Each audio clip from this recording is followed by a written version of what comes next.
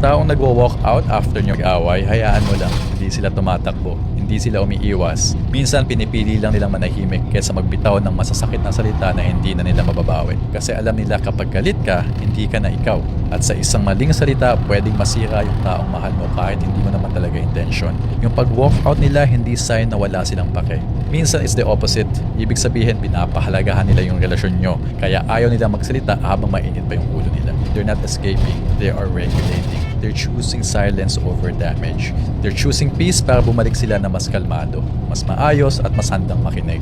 Kaya kung may partner, kaibigan or kamag-anak ka na ganito, huwag mong habulin para makipag-away pa. Huwag mong pilitin magsalita agad.